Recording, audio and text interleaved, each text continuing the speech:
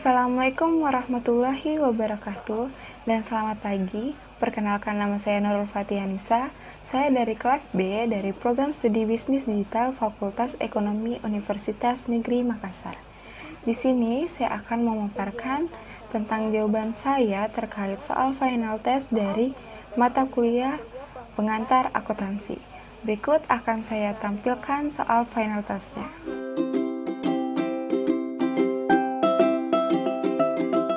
PT Kompor Mas adalah sebuah perusahaan distributor kompor gas bermerek Blue Sky yang berkedudukan di Surabaya.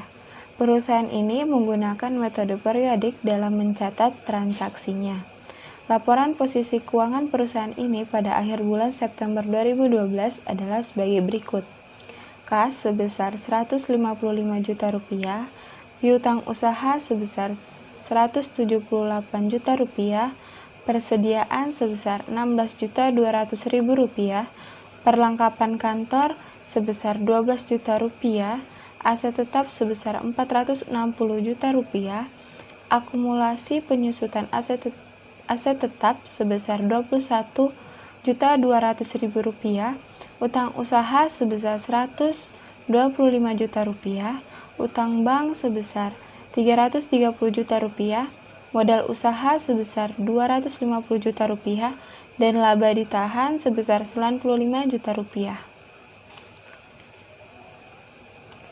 Selama bulan Oktober 2012, perusahaan ini melakukan transaksi sebagai berikut. Pada tanggal 4 Oktober, membeli barang dagang dari PT Pana Emas Jakarta seharga Rp26 juta secara kredit. Pada tanggal 6 Oktober, membeli perlengkapan kantor dari toko warna-warni seharga Rp2.500.000 secara tunai. Pada tanggal 11 Oktober, membayar utang usaha ke PT Pana Emas Jakarta sebesar Rp22 juta.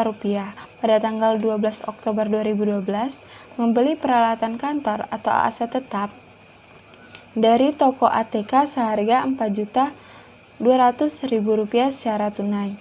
Pada tanggal 19 Oktober, membayar biaya bunga sebesar Rp1.500.000. Pada tanggal 20, membayar biaya iklan di koran seharga Rp2.500.000 secara tunai. Pada tanggal 21 Oktober, menjual barang dagang seharga Rp22 juta secara kredit. Pada tanggal 22 Oktober, menjual barang dagang seharga Rp37 juta secara tunai dengan potongan penjualan sebesar Rp1 juta. Pada tanggal 23 Oktober, membeli barang dagang dari PT Dinamo Emas Jakarta seharga Rp35 juta secara tunai dengan potongan tunai seharga Rp2 juta. Pada tanggal 26, membayar biaya pengirim barang ke perusahaan transportasi sebesar Rp1.500.000 secara tunai. Dan terakhir, pada tanggal 28 Oktober, membayar gaji pegawai sebesar Rp2.700.000 secara tunai. Diketahui bahwa nilai persediaan pada tanggal 1 Oktober 2012 sebesar Rp16.200.000 dan pada tanggal 30 Oktober 2012 sebesar Rp15.500.000. Keterangan lain yang diperoleh, perlengkapan kantor yang tersisa pada akhir bulan Oktober adalah Rp13.500.000, beban penyusutan aset tetap untuk bulan Oktober sebesar Rp500.000, dan beban penyusutan gedung untuk bulan Oktober 2012 sebesar Rp1 juta. Berdasarkan data dan keterangan tersebut, buatlah pertama yaitu jurnal umum, yang kedua yaitu buku besar, yang ketiga laporan posisi keuangan lajur, yang keempat laporan keuangan periode 30 Oktober 2012, dan yang terakhir yaitu ayat jurnal penutup. Selanjutnya akan saya tampilkan jawaban saya terkait 5 dari pertanyaan ini.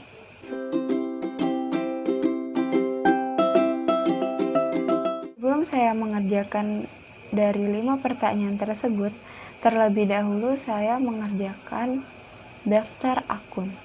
Pada daftar akun ini terdapat nomor akun dan juga nama akun. Nama akun di sini terdiri dari kas, piutang usaha, persediaan perlengkapan kantor, aset tetap, akumulasi penyusutan aset tetap, gedung, akumulasi penyusutan gedung, utang usaha, utang bank, modal saham, laba ditahan, penjualan barang dagang, potongan penjualan, pembelian barang dagang, potongan pembelian, biaya iklan, biaya bunga, biaya pengiriman, biaya gaji pegawai, beban pemakaian perlengkapan, beban penyusutan aset tetap, dan yang terakhir yaitu beban penyusutan gedung. Selanjutnya akan saya tampilkan jawaban saya mengenai jurnal umum.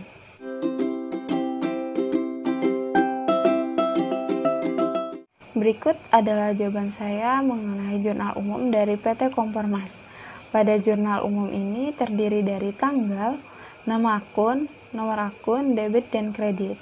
Dalam pengisiannya juga harus disesuaikan dengan soal yang sudah saya baca di awal.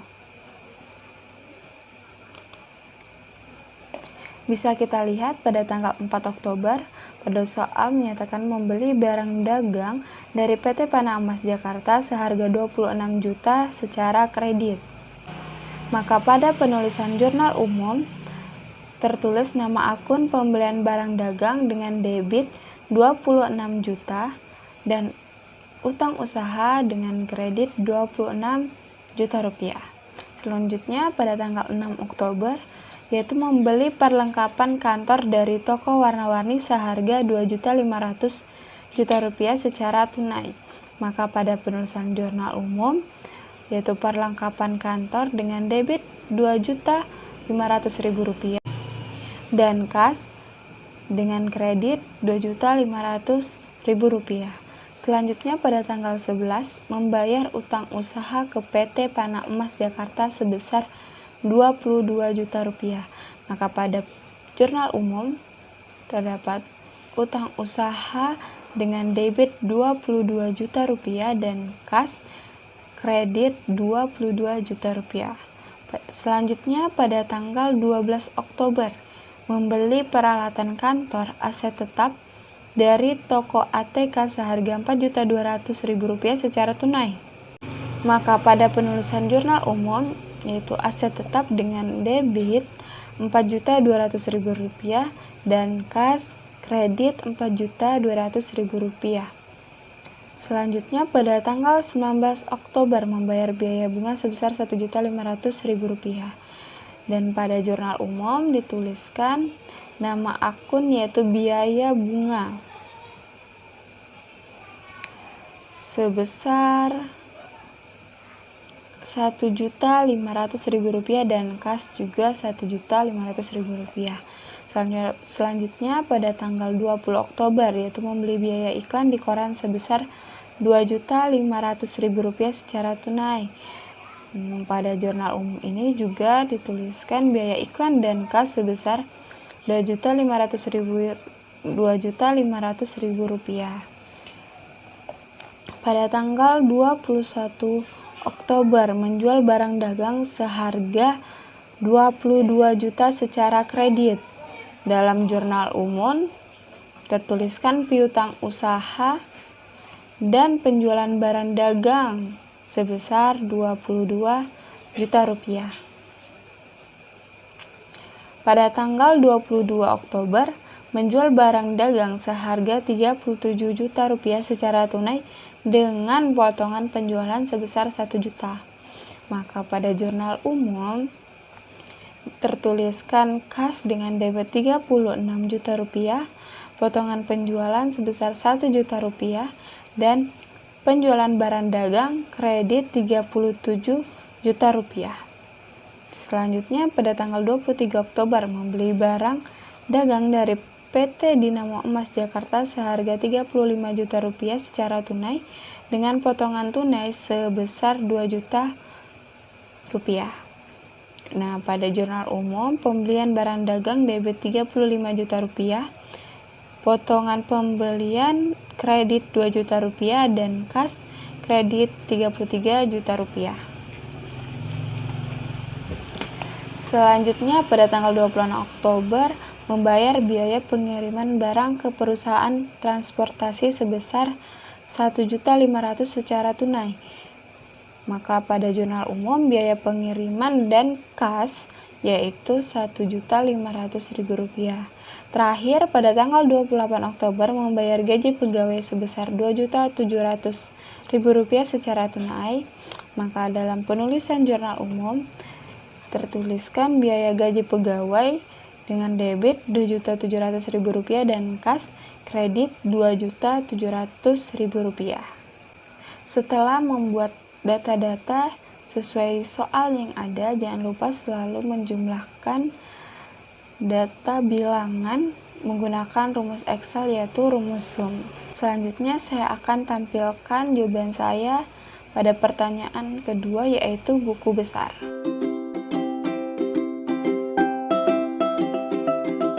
Nah, ini adalah jawaban saya terkait buku besar dari PT Kompormas periode 30 Oktober 2012. Pada buku besar ini dikelompokkan berdasarkan nama akun. Yang pertama yaitu ada nama akun kas. Yang kedua ada nama akun piutang usaha. Yang ketiga perlengkapan kantor. Yang keempat aset tetap. Yang kelima pembelian barang dagang. Yang keenam potongan pembelian. Yang ketujuh penjualan barang dagang. Yang kedelapan potongan penjualan. Yang kesembilan utang usaha. Yang selanjutnya biaya iklan. Selanjutnya biaya bunga. Selanjutnya biaya pengiriman. Dan yang terakhir yaitu biaya gaji pegawai. Dalam mengerjakan buku besar ini harus disesuaikan dengan jawaban kita pada jurnal umum. Jika pada jurnal umum terdapat kas sebanyak 9, maka pada buku besar juga kas harus 9.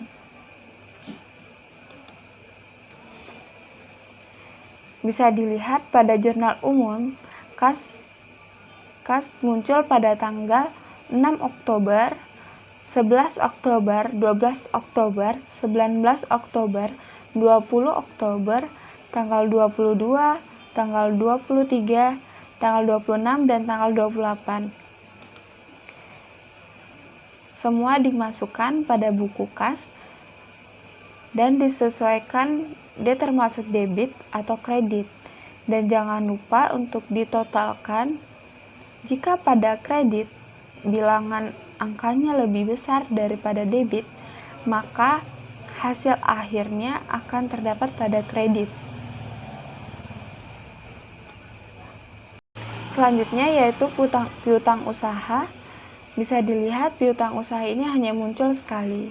Begitu pula dengan perlengkapan kantor, aset tetap,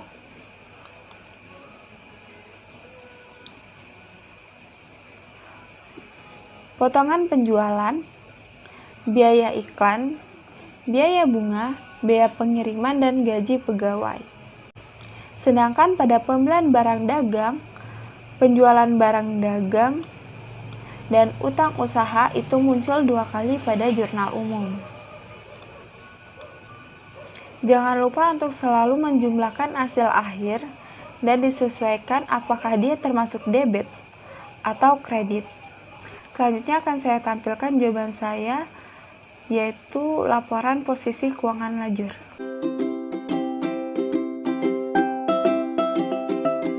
Nah, ini adalah jawaban saya, laporan posisi keuangan lajur pada PT Kompormas periode 30 Oktober 2012.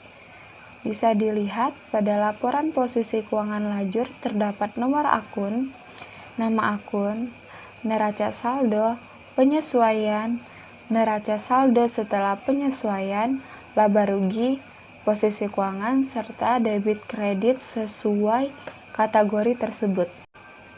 Pada laporan keuangan lajur ini terdapat nama akun kas, piutang usaha, perlengkapan kantor, aset tetap, pembelian barang dagang, potongan pembelian, penjualan barang dagang, potongan penjualan, utang usaha, biaya bunga, biaya iklan, biaya pengiriman, biaya gaji pegawai, beban pemakaian perlengkapan, beban penyusutan aset tetap, akumulasi penyusutan aset tetap, beban penyusutan gedung, dan yang terakhir akumulasi penyusutan gedung dan laba usaha.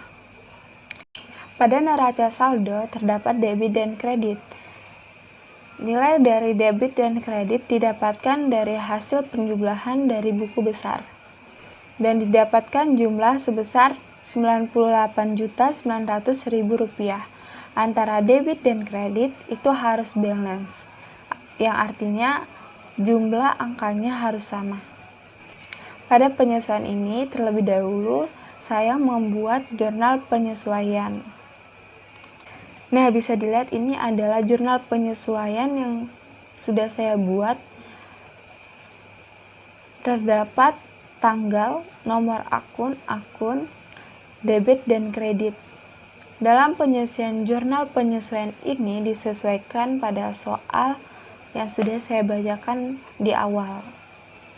Di sini terdapat 6 nama akun dan disesuaikan apakah dia termasuk debit atau kredit.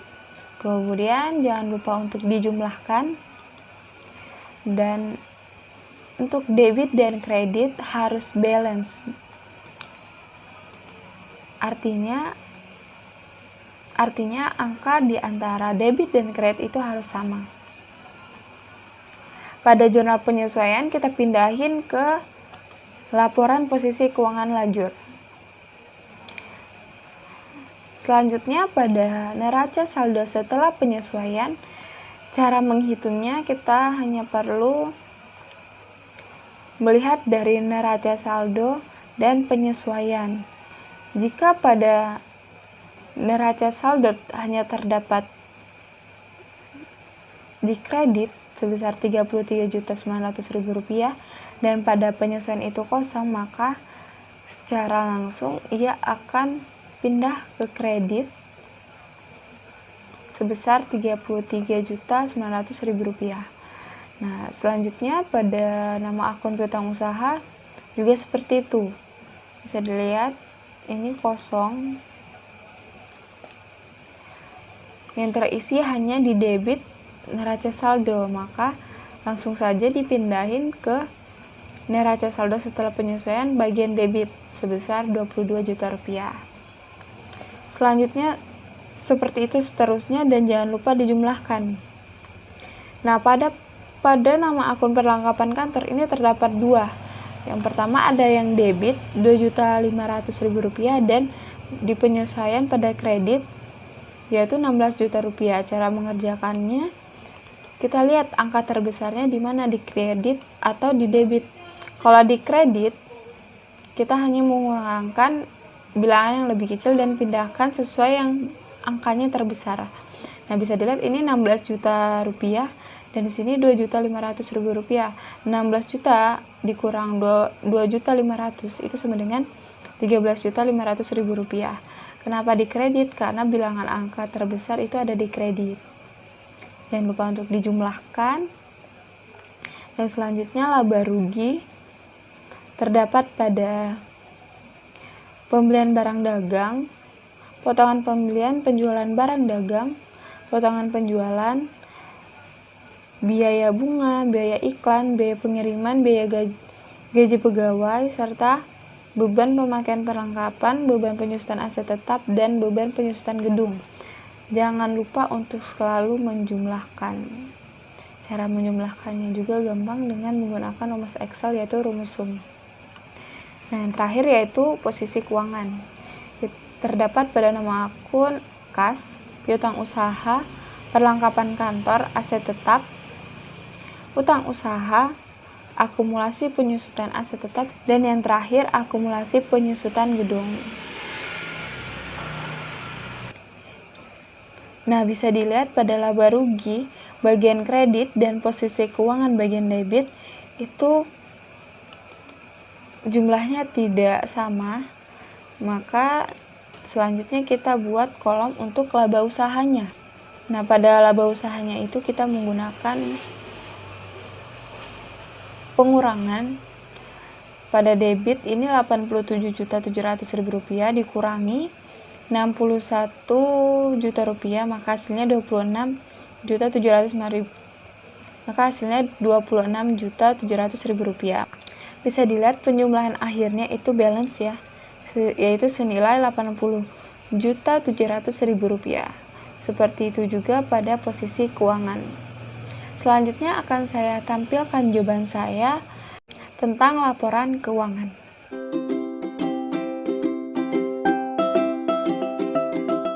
Pada laporan keuangan PT Kompormas periode 30 Oktober 2012 bisa dilihat ini terdapat laporan laba rugi, laporan perubahan modal, dan neraca.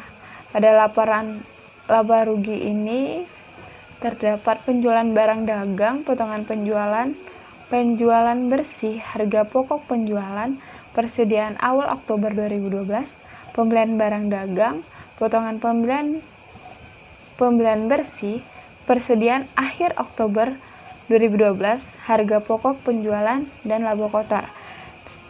Pada bagian beban operasinya terdapat biaya bunga, biaya iklan, biaya pengiriman, biaya gaji pegawai, beban pemakaian perlengkapan, beban penyusutan aset tetap, dan beban penyusutan gedung.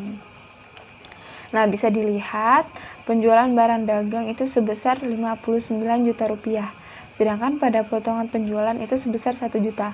Maka penjualan bersihnya tinggal dikurang 59 juta dikurang 1 juta itu sama dengan Rp58 juta. Selanjutnya persediaan awal Oktober itu sebesar Rp16.200.000. Dapat dari mana? Dapat dari soal. Di soal sudah tercantumkan persediaan awal Oktober dan persediaan akhir Oktober.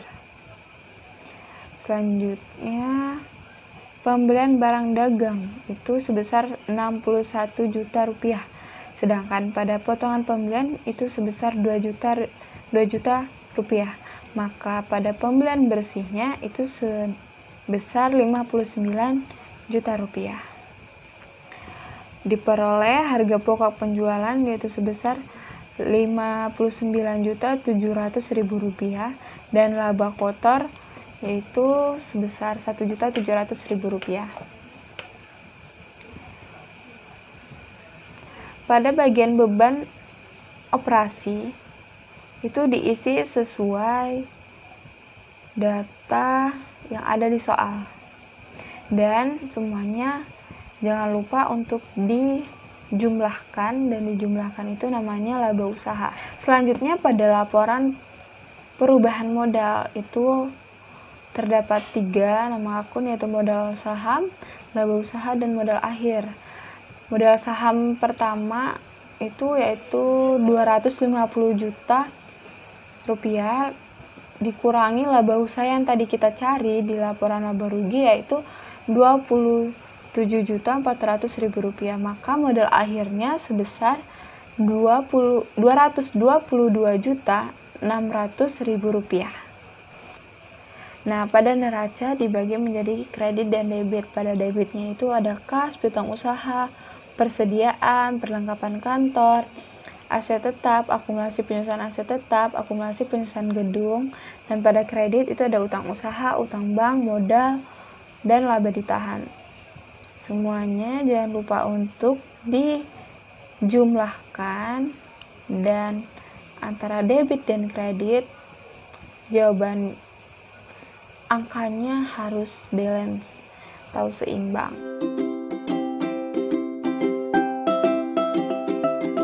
Nah, yang terakhir yaitu ayat jurnal penutup PT Kompormas periode 31 Oktober 2012. Terdapat tanggal, nama akun, nomor akun debit dan kredit.